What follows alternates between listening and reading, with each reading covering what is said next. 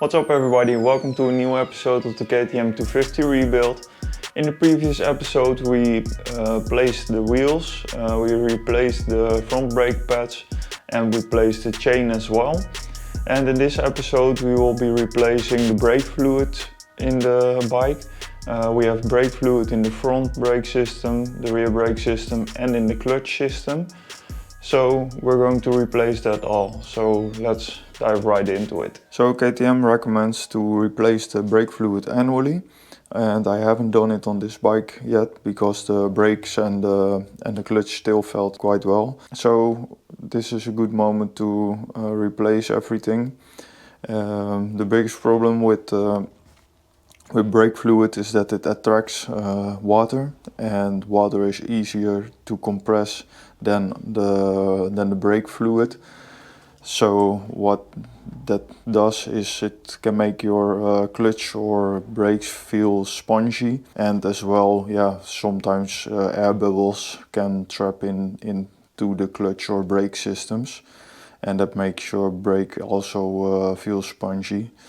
So just by replacing the brake fluid of all the systems, you have a nice clean fluid in there, which gives you a good brake and clutch response. So we're going to replace it with basically no special tools, only some wrenches for the bleeders and a hose to run the old fluid into a cup. I just picked a white cup so I could see the brake fluid that runs in there, and when it starts to become nice and clear again. And we have some tools for the covers of the reservoirs. So for the rear brake reservoir we have a 21mm socket, and for the covers of the reservoirs of the front brake and the clutch we have a T20, I believe, a T20 Torx. So, and I got some brake fluid, we call it .4. I don't know if that's the correct way to say it in English, but this is the brake fluid that needs to go in there. And I have some paper towel that's to absorb all the brake fluid out of the reservoirs, so that we don't have to run all the bad fluid through the whole system, and that's going to save some time. Oh, and lastly I have some rag which I drained with water, because the brake fluid is easiest to clean with water. So just when you spill some, just get some water and you can wipe it away. So what we're first going to do is put the reservoirs of the clutch and front brake level.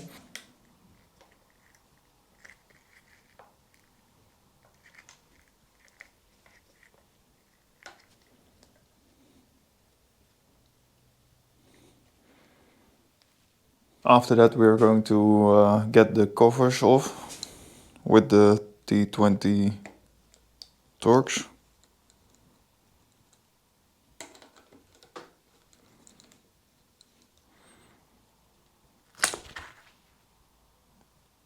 So that was quite tight. You can see we never opened it, or nobody did. And as you can see, it's quite black, so we can see through it, but so it's good that we are going to do that.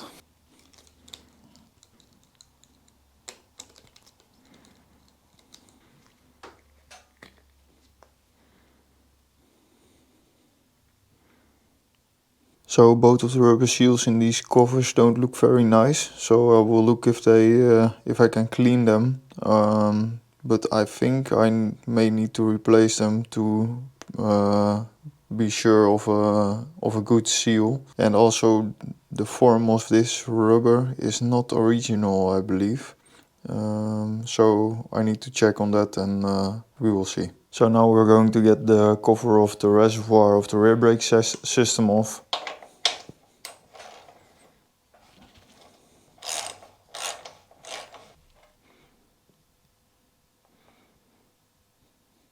So the rubber of this cover looks quite okay, but the O-ring is quite dirty.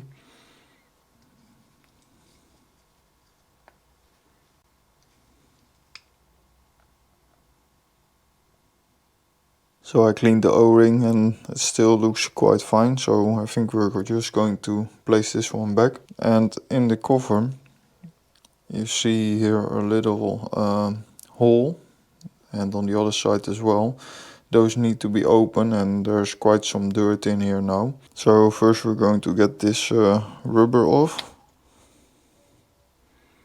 Oh, and there's quite some dirt in here as well, so we need to clean that from the inside as well. These holes run into this cap, and they need to be open to be able to breathe in and out from inside of this rubber. So there was a lot of dirt in this rubber, so I cleaned it out with some compressed air, and as well the inside of this cap. But there's still some dirt in these holes. So a drill bit of 1.5 millimeters is fitting through here, just so that you don't get any metal off there. So we're just going to run it through here very carefully, just so we get the dirt out. The drill bit is completely full. Let's see if we can run it through from the other side.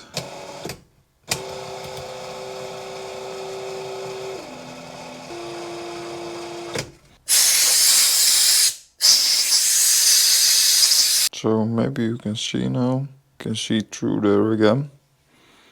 And from the other side as well. So then we can put this cap back together. First put the O-ring back in place.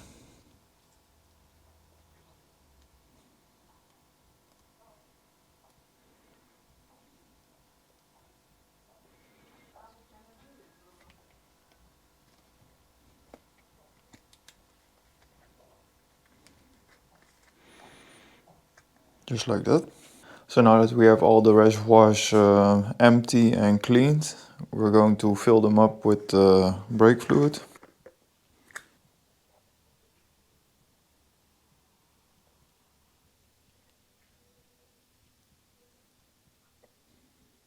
You can see how clear the brake fluid is, so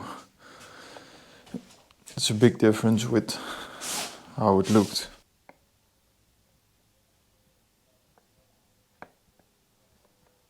So now that we have the reservoirs filled with brake fluid, we will keep the brake fluid close by, and we will start running the new fluid through the brake lines and the clutch line. So let's start with the front brake. So I've put a little stand next to the brake, so I can put the cup on top of it.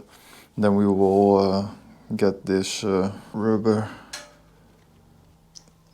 off there, so we can see the bleeder, and then we can push the tube over there and run the tube into the cup. So what we're going to do now to run the new brake fluid through the lines, we're going to push the brake a few times until the pressure builds up, and then we're going to hold it, and while we hold it we will open the bleeder. So we will turn it open, and then when the pressure of the front brake is completely gone, we will close it, and then we will start it again, and we will do that process until there is no dirty fluid going out anymore. So basically only new fluid. And while we're doing that we're going to keep a close eye on how full the brake reservoir is. So when it's when it's half full or only a quarter full, we add some fluid again. So I'm going to put the pressure on there and then hold it, and I hope you can see.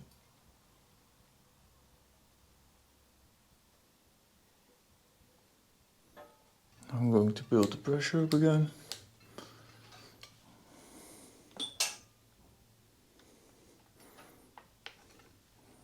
Now it's start to flow. So now we repeated the process several times. You see the cup is starting to flow with some yellowish brake fluid. And we have almost 1 reservoir of new brake fluid in the lines now. So we're going to fill it up again. And it's important that the plastic part in this reservoir stays below the brake fluid level, so no air can be sucked into the brake lines. And we're going to run like 3 or 4 reservoirs into the lines, and most likely then the brake fluid is completely clear. So we put pressure on there, and then we're opening up the valve and then close it again. It looks like this. Your lever is against your grip, and because it's closed again, you can let go and then try to build up the pressure again.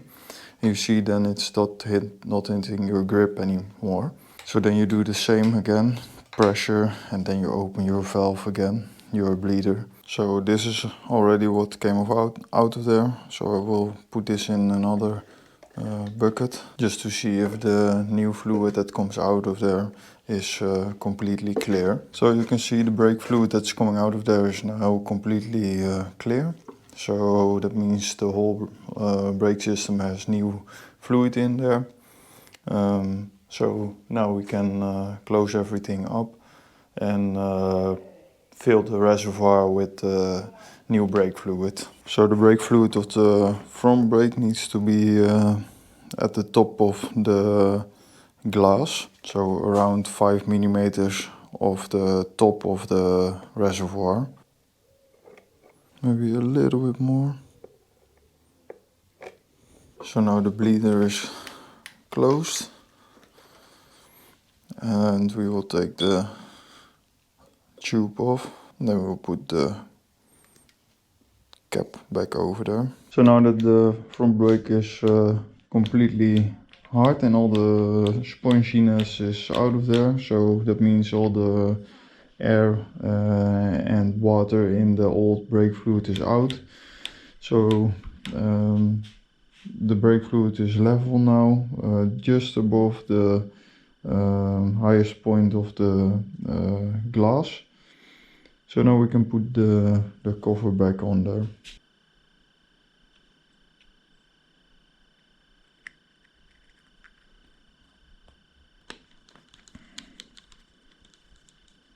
And you can just tighten it with the screwdriver, then it will be tight enough.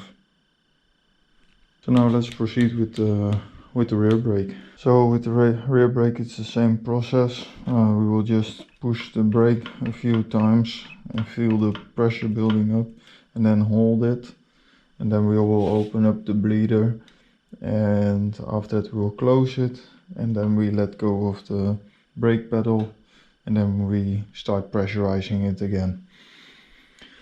So first we get the rubber cap off. And by the way, both bleeders of the brake systems are 8 mm, so you need an 8 mm range for it, and for the clutch it's a 7 mm. We put this on there, and then the tube. So the reservoir is completely full, so we will start pushing the brake pedal and then hold it. Then we will open it, and the brake pedal goes completely down. Then we close it,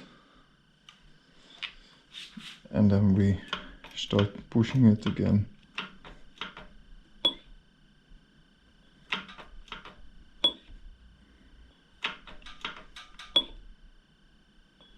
Now the reservoir is almost empty. We will fill it up again.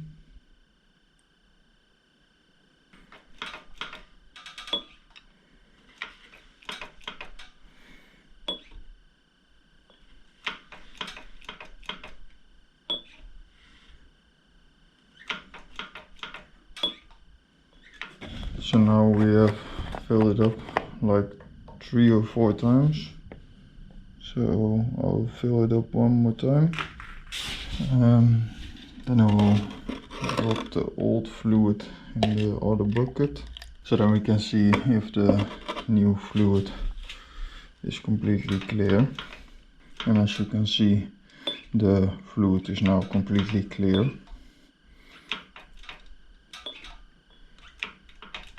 So what we will do now is you can see a little edge inside of the reservoir, and the brake fluid needs to be on that level.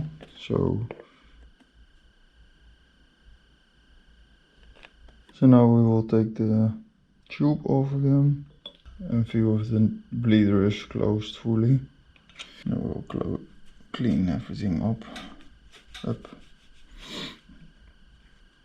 And close the cap again.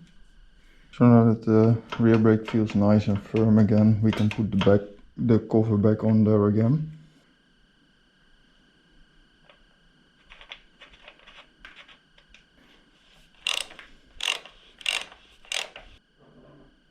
Not too tight, just a little bit. Okay, let's do the clutch. So for the clutch we're going to do the same. We're going to get this rubber cap off and then place the tube on there. The only thing that's different is that the nipple is, or the bleeder is a 7mm. And we need to hold the tube a little bit, so this should be fine. Then we're going to pressurize it and keep it fully engaged, and then we're going to open the bleeder and make sure that we run all the dirty fluid through there. So we pressurize it, we open it, we close it, and then we let go again. And then we pressurize again. We open, we close, and we let go again. And then we will repeat this process until there is no dirty brake fluids coming out anymore. And we keep filling up the reservoir so it stays full, and so that we don't draw any air into the system. So we did run like 3 reservoirs through there now, and this is what came out. So it's very black. We're going to throw this out now, and now we're going to, and now we will see if there is only clear fluid coming out. So while I was replacing the brake fluid of the clutch, I drew some air in here. So preferably you need to keep the brake fluid above this line, but yeah, when you run air in there, it's not that big of a deal. You only need to keep going until the air is out of there. You almost can get it engaging from the first bit, so we will still keep going a little bit, and then when the air is out, we will close everything up. But the brake fluid is starting to get clear now, so that's good. So we kept going, and now there only came clear fluid out.